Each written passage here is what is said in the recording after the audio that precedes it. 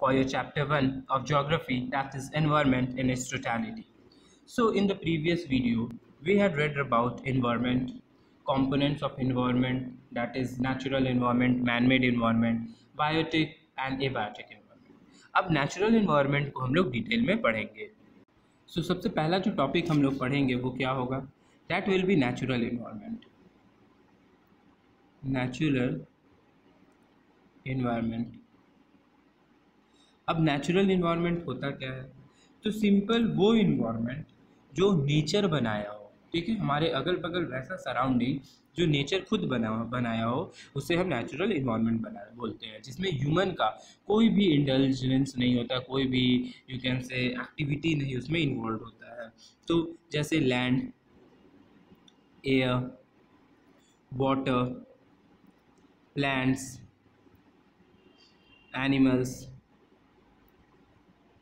ये सब सारे नेचुरल इन्वायरमेंट के कंपोनेंट्स हैं.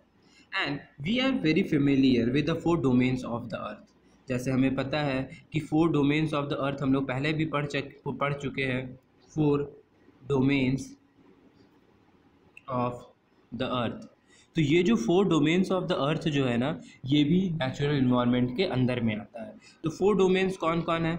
तो फर्स्ट हमारा हो गया लिथोस्फीयर, जो लैंड है होता है, हमारा अर्थ सरफेस होता है. सेकेंड होता है हाइड्रोस्फीयर, जो वाटर होता है, ओशन, सीज, लेक, ये सब. देन एटमॉस्फेयर,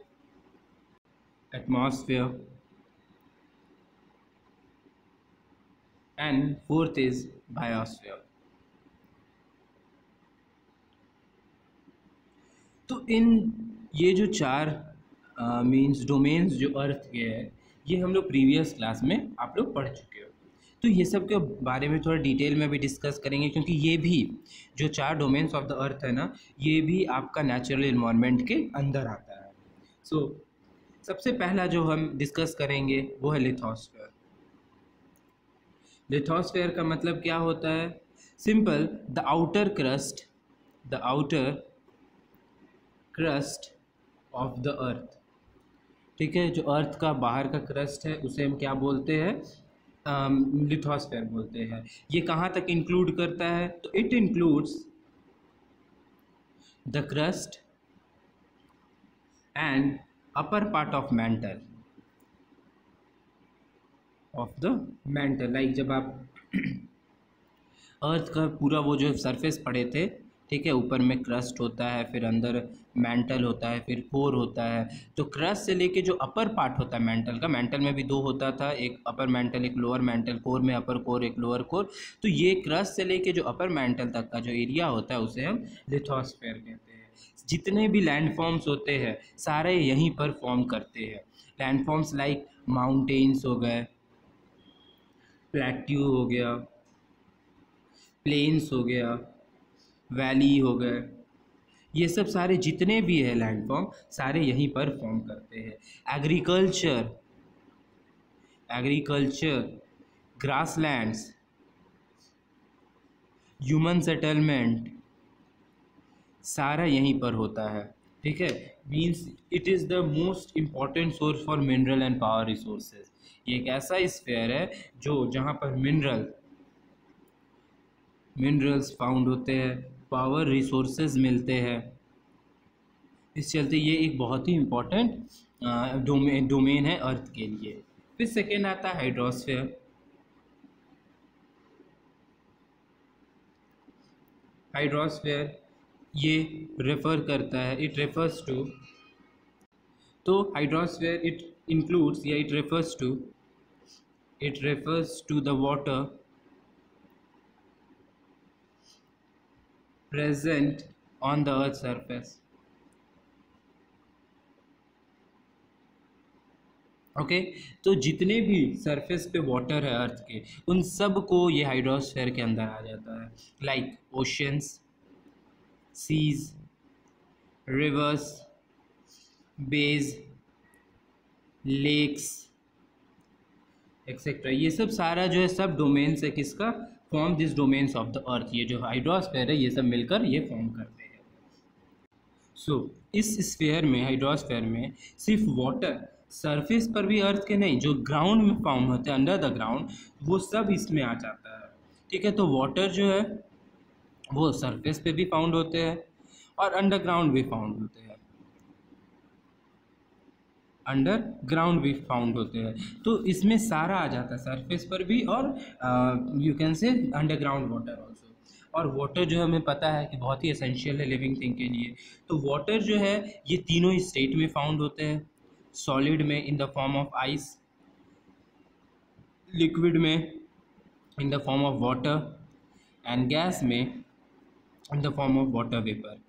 तो ये तीनों के फॉर्म में हमें क्या होता है, फाउंड होता है वाटर। और तीनों मिलकर क्या होता है, मीन्स तीनों मिलकर नहीं, ये तो तीनों ही स्टेट में फाउंड होते ही हैं, साथ में वाटर के साथ वाटर साइकिल भी होता है। फिर एक आता है थर्ड, दैट इज एटमॉस्फेयर।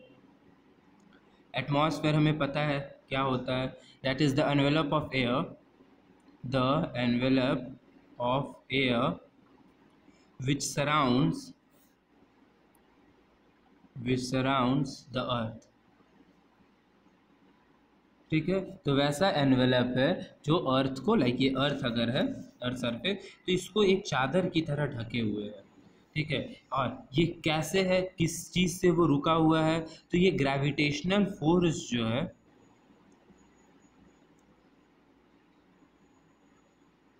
जो ग्रेविटेशनल फोर्स है उससे ये रुका हुआ है। ग्रेविटेशनल फोर्स इसको रोक कर रखता है। और इसमें सारा चीज़ जो लाइफ कंटेनिंग गैस है, मीन्स ये जो एटमॉस्फेयर है, इसमें आपका ऑक्सीजन हो गया, कार्बन डाइऑक्साइड हो गया, मोस्टली जितने भी टाइप ऑफ गैसेस होते हैं सारा यहाँ फाउंड होते हैं। डस्ट भी होता है यहाँ पर, वाटर वेपर भी प्रेजेंट होता है, तो सारा चीज़ यहाँ होता है। और साथ में ये जो एटमॉस्फेयर है ना, इसको ऐसे ही एनवेलप नहीं बोला जाता है, ये एक चादर की तरह बिहेव करता है, एनवेलप की तरह बिहेव करता है। क्यों? क्योंकि ये प्रोटेक्ट करता है, it protects us from the harmful rays and heat, extreme heat, या you can say scorching heat of the sun. तो ये हर चीज़ से हमें प्रोटेक्ट करता है, हमें हमारे स्किन को प्रोटेक्ट करता है, डैमेज होने से बचाता है, हमारा जो अर्थ का टेम्परेचर है उसको मेंटेन कर कर रखता है, टेम्परेचर को भी मेंटेन करके रखता है, वेदर, क्लाइमेट, ये सब सारा क्यों होता है, जस्ट इस एटमॉस्फेयर के चलते। अगर ये नहीं रहेगा तो कोई वेदर चेंज, क्लाइमेट चेंज, ये सब नहीं हो पाएगा। अब इन तीनों को मिलाकर एक लास्ट फॉर्म करता है जिसको बोला जाता है बायोस्फीयर। बायोस्फीयर का मतलब क्या हो गया, it is the narrow zone, it is the narrow zone of the earth, it is the narrow zone of the earth where land, water and air meet and interact with each other,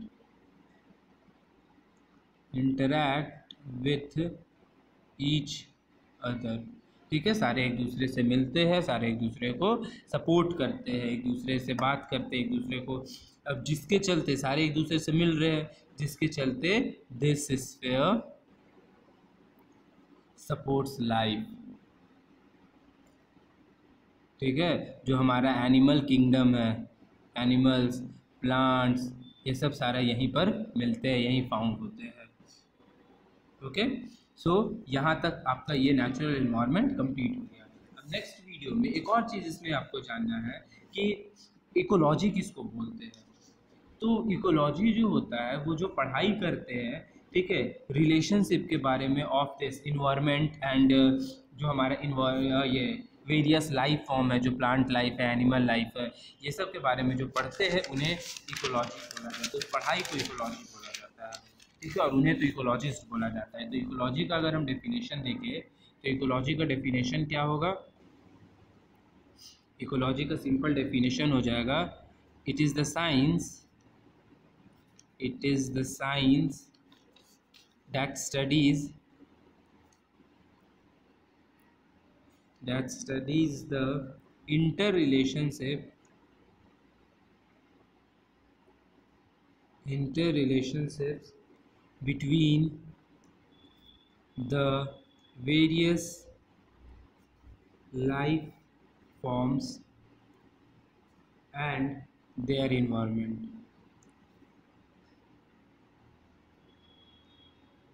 ठीक है, जो environment और life के बारे में जो पढ़ाई करता है, जो रिलेशन के बारे में पढ़ाई करता है, उसी हम क्या बोलते हैं, उसे हम इकोलॉजी बोलते हैं। जो पढ़ाई करते हैं, जो बनते हैं, उन्हें इकोलॉजिस्ट बोलते हैं। ओके, अब हैबिटेट तो पता ही है, हर एक ऑर्गेनिज्म का एक सर्टेन हैबिटेट होता है। लाइक पोलर बियर वो कोल्डर रीजन में रहेगा, ठीक है, डियर ये सब ट्रॉपिकल रीजन में रहता है। आप चले जाओ और गर्मी एरिया में जाओगे तो कोई और स्नेक ये सब आपको ज़्यादा मिलेंगे। तो हर एक ऑर्गेनिज्म का कोई ना कोई एक हैबिटेट होता है, कोई इन्वायरमेंट होता है। Type of plant and animal found in a region are determined to the physical environment. जैसा वो लोग का इन्वायरमेंट होगा वैसा वो लोग का हैबिटेट होगा, जैसा वो लोग का हैबिटेट होगा वैसा ही वहाँ पर प्लांट्स और एनिमल्स फाउंड होते हैं। ओके, सो आपका यहाँ तक ये कंप्लीट होता है। इसके बाद आपका next topic dynamism of our environment, human and environment, वो स्टार्ट कर देंगे। Okay, and then problem and sustainable development. That's all for today, thank you.